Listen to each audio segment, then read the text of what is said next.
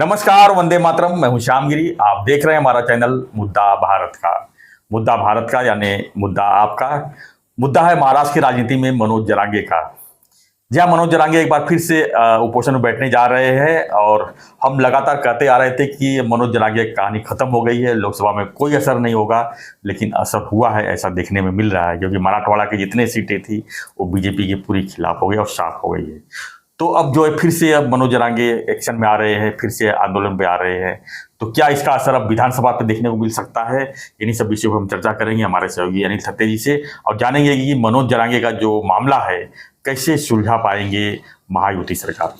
Sir, क्या कहेंगे इस पर आप? मनोज जरांगे के बारे में हम बहुत वीडियो बनाए हैं, बहुत स्टडी किए हैं और खत्म भी घोषित कर दिया है। तो अब क्या फिर से उसने हमको ही खत्म कर दिया। हमको नहीं खत्म किया, महायुति खत्म महायुति क्यों किया?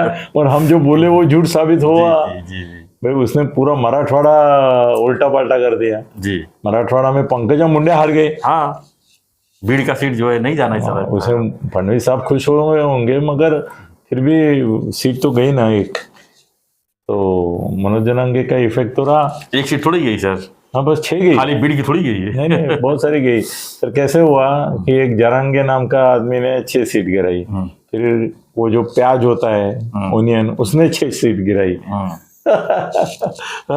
फिर संविधान के इससे 16 सीटें गिराई खाली कल्पना से। फिर मुसलमानों के खिलाफ कुछ होने जा रहा है, इससे बाकी सब गई थी। टोटल मिला के 19 तक ये सीमित हुए और वो हो गए 31। 9 सीट पे बीजेपी सर। हाँ ना, दो डिजिट में भी नंबर नहीं आई बीजेपी की महाराष्ट्र में, जो कि एकदम स्ट्रांग अपने दम पे चुनाव लड़ने जा रहे थे। मैं तो बोलता हूँ कि नंबर 1 की पार्टी अभी शिंदे की पार्टी है, उसका स्ट्राइक रेट ज्यादा है। शिंदे को अभी, वो है ही मुख्यमंत्री, मगर शिंदे को अभी फडणवीस की भूमिका में जाना चाहिए। वो जैसे रोब जमाते हैं, सबके ऊपर दहशत फैलाते हैं, जैसे सबको बोलते कि तुम मेरे इशारे पे चलो, वो अभी शिंदे के दिन वो है। लेकिन शिंदे का स्ट्राइक रेट अच्छा है। कर ही नहीं सकते। नहीं, नेचर नहीं है उनका। नेचर नहीं। वो फडणवीस का नेचर है, मगर इनका नेचर वो नहीं है। लेकिन सर हम बात कर रहे हैं जरांगे के ऊपर। तो जरांगे को क्या फिर से कोई बैकअप देने के लिए तैयारी में है? मतलब बैकअप मतलब पीछे से बैकग्राउंड से कोई ना कोई सर उकसाने वाला तो रहता है, तभी तो इतना बड़ा आंदोलन। नहीं, अभी मनोज जरांगे को उकसाने की जरूरत नहीं है। मनोज जरांगे अभी लीडर बन गया है। अभी मनोज जरांगे को कोई और बोले वो करे, वो हालत में नहीं है। शुरू में उसको लगते थे, और शुरू में सर उसको उकसाया किसने? पवार साहब का नाम तो ओपनली आ रहा था। हैट एकनाथ शिंदे। उसको उकसाया किसने? किसने महत्व दिया? पवार साहब तो एक दिन सुबह जाके मिल के आए। बाद में उसका जो एक बढ़ता गया सब माहौल, वो किसने बढ़ाया? शिंदे साहब बढ़ाएंगे। क्यों नहीं बढ़ाएंगे? भाई मराठा जो कम्युनिटी है उसकी लीडरशिप उसके पास, उसकी तो औकात नहीं है कि लंबी समय तक करेगा। अगर शिंदे साहब और जरांगे साथ में है, ऐसा सेंस मराठा कम्युनिटी में जाता है, तो वो जरांगे के बाद शिंदे साहब के साथ आएंगे। शरद पवार के पास मराठा ताकत थी, शरद पवार के बाद अजित पवार के पास तो मराठा ताकत नहीं है। वो जरांगे के पास थी, मगर जरांगे के पास कैसी है ना, वो टेम्पररी आई थी। क्या है कि वो शहद का ये रहता है ना, मधमाशांचा फूल, वो पत्थर मारने पे क्या होता है, वो उड़ता है और दूसरे पेड़ पे जाके बैठता है। एक थोड़ा टाइम जाने के बाद फिर इधर से उधर हो जाता है। तो उस समय वो पत्थर लगा करके वो ऐसे इधर उधर, शरद पवार को गए, इधर गए उधर गए, भाई मनोज जरांगे के साथ रहे। अभी मनोज जरांगे से फिर वो एकनाथ जी शिंदे के पास जाना बहुत आसान है।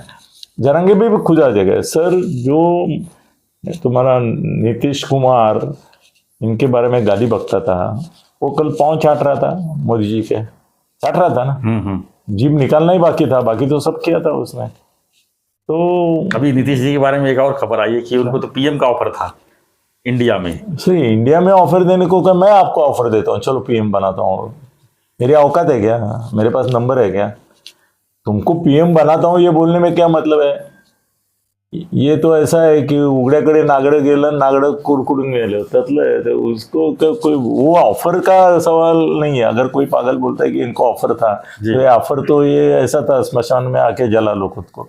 वो उसमें नहीं कोई दिक्कत नहीं। ये जरांगे कैसे है ना कि जरांगे ज्यादा दिन चलने वाला, इतना माथे फिरू आदमी चलता नहीं है ज्यादा, इसने स्टेबल माइंडेड लगता है। तो अभी एक ऐसा है ना कि जरांगे और एकनाथ शिंदे का पहले अच्छा दिल था एक दूसरे के प्रति।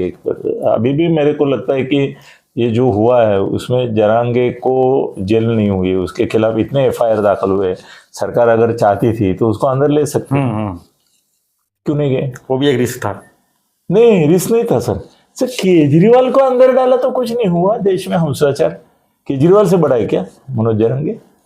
दत्ता सामंत को अंदर डाला था, दत्ता सामंत का मैं राइट हैंड था सर, उसको अंदर डाला तो कोई कुत्ता भूखा नहीं पूरे मुंबई में। 2 लाख कामगार, 5 लाख कामगार बोलता था। बाला साहब को अंदर डाला था, राणे को अंदर डाला, राणे को अंदर डाला तो कोकण में क्या कुछ हुआ? होना चाहिए था कि नहीं? कुछ तो गड़बड़ होनी चाहिए थे, दहशत होनी चाहिए थे, पत्थरबाजी होनी तो चाहिए मनोज थे। जरांगे का फिर से उपोषण में बैठने का राजनीति क्या देख रहे हैं आप? कुछ नहीं, उसको बोला गया है शिंदे साहब की तरफ से कि एक उपोषण करो, फिर वो तुम्हारा सगे और सोयरे दोनों करके देते हैं, करके देंगे। ये विधानसभा में ये मनोज जरांगे महायुति के साथ रहेगा, शिंदे साहब के साथ रहेगा 100% उसकी मांग मान्य करेंगे। ये क्या करेंगे वो अभी कोर्ट में ये मामला लेके, ये सोयरे शब्द जो है वो कोर्ट के थ्रू एडमिट करके लेंगे, क्योंकि कोई चैलेंज तो किया ही है ना ओबीसी ने। सोयरे शब्द पर लड़े कौन है? ओबीसी। वो आंदोलन भी कर रहे हैं, भुजबल भी उधर आंदोलन कर रहे हैं। तो शिंदे साहब भी होशियार है, वो बोलेंगे क्या करेंगे, कोर्ट से ही एडमिट करके लेते हैं तो आंदा ही नहीं। और कोर्ट में अगर सरकार बोलती है कि हमको ये सोयरे शब्द मान्य है तो बोले कि हमको फिर क्या ऑब्जेक्शन होने की जरूरत है? तुमने ही सगे शब्द डाला था, उनको अगर सोयरे भी जोड़ना है तो जोड़ दो, जोड़ेंगे। और सर ऐसा है कि ओबीसी जाति में आज तक कम से कम 34 कास्ट ऐसी है जो ओबीसी में नहीं थी, वो डाल दी गई कि नहीं? तो उस समय किसी ने ऑब्जेक्शन नहीं लिया, तो मराठा को क्यों ऑब्जेक्शन ले रहे हैं? उनका सादा सवाल है, उस सवाल का जवाब क्या है आपके पास? सर मोदी ओबीसी है क्या? नहीं, मेरे ख्याल से नहीं है। क्यों नहीं है? क्यों नहीं है? क्यों नहीं है? वो तो बोलते हैं ओबीसी का नेता हूं, क्यों नहीं है? सर ऐसा है, उनकी जो जात है, तेली जाति के है, वो ओबीसी नहीं थी। जब इनकी सरकार आई तब डाला उन्होंने, तो उन्होंने डाल दिया, फिर वो ओबीसी हो गए। जैसे बौद्ध और नवो बौद्ध है, वैसे नवो ओबीसी है।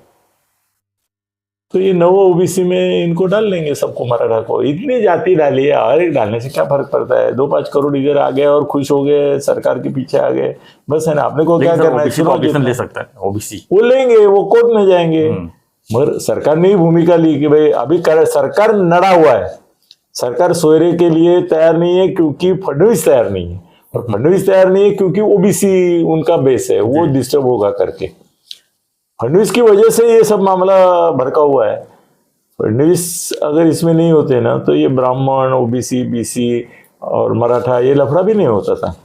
मनोज जरांगे का टारगेट शिंदे नहीं है, शिंदे के साथ है वो पहले से। उसने शिंदे को कभी गाली नहीं दी है, फ्रस्ट्रेशन जताया कि भाई हमसे शिंदे से अपेक्षा थी। शिंदे के साथ तो उन्होंने मौज मनाई थी उस दिन, हाँ, बहुत फटाके बिटाके जले थे, ये जले थे। तो जरांगे का समाधान मेरे ख्याल से अब ये जरा थोड़ा शांत होने दो, 15-20 दिन में कोर्ट में ही सरकार जाके सोयरे इंक्लूड करेगी, और कोर्ट का डिसीजन आ गया तो ओबीसी भी कुछ कर नहीं पाएंगे सोयरे का, और पूरे के पूरे मराठा हो गए। क्या फर्क पड़ता है? आरक्षण मिलेगा उनको तो अच्छा ही है। कल ब्राह्मण लोगों ने भी वो दबे करके उसने बोला था कि ब्राह्मण समाज को भी आरक्षण मिलना चाहिए। लेकिन सर मराठा समाज का संख्या तो ज्यादा है ना सर। तो क्या हुआ? तो क्या हुआ भाई? बौद्धों की संख्या भी तो बहुत है ना। मगर हमने कानून में जो भूतपूर्व एक जाति के लोग थे वो टोटली कन्वर्ट हुए बौद्ध इसमें, डॉक्टर बाबा साहेब भीमराव अंबेडकर की प्रेरणा से, और उनका एक मकसद था उसके पीछे अच्छा, तो वो आ गए। तो ये मामला ऐसा उठा कि भाई ये तो महाराष्ट्र की बात है, महाराष्ट्र में ही डॉक्टर बाबा साहब अम्बेडकर के लाखों अनुयायी है, वो बौद्ध बने हैं जी। तो पूरे देश में क्या हम बौद्ध को रिजर्वेशन देंगे? नहीं दिया। भारतीय इसमें सिर्फ महाराष्ट्र में बौद्ध समाज को ये आरक्षण है, बिहार में है कि नहीं मालूम नहीं होगा। तो यहाँ पे दिया तो लाखों लोग आरक्षण में आ गए जो पूर्वाश्रमी के अन्य जाति के थे। तो उसमें कोई गलत नहीं हुआ आपको, तो इसमें क्या है, मराठा लेने के क्या है। ये तो शरद पवार नहीं चाहते थे उनको आरक्षण मिले, शरद पवार नहीं रोक के रखा अभी तक। शरद पवार इसका कल्प्रिट है, वही गुनहगार है। मगर वो फडणवीस बोलते हैं कि पवारांमुळे अडलं, तो वो ब्राह्मण बोले तो चलता नहीं ना आजकल। शिंदे है, मराठा है, मर्द मराठा है, वो बोले तो चलेगा। सब ये महाराज जरांगे का एक 10-15 दिन में ये हो जाएगा। और उसके अभी फिजिकल कंडीशन भी नहीं है, मतलब इसका विधानसभा में कोई असर नहीं दिखेगा आपको? जी, विधानसभा 3 महीने के बाद है, यह भी 15-20 दिन में खत्म हो जाएगा। और शिंदे साहब के साथ वो आ जाएगा, शिंदे और इनका मनोमिलन आप देखेंगे। धन्यवाद सर। तो हमारी चर्चा थी मनोज जरांगे के ऊपर कि मनोज जरांगे का आंदोलन फिर शुरू हो चुका है और इसका असर जो है विधानसभा में कितना पड़ेगा। आपकी भी क्या प्रतिक्रिया इस पर हमें कमेंट बॉक्स लिखिए और बने रहिए हमारे साथ, देखते रहिए हमारा चैनल मुद्दा भारत का। और अनिल गगन बेदी थे वो भी देखिए। धन्यवाद। जय हिंद, जय महाराष्ट्र, जय श्री राम।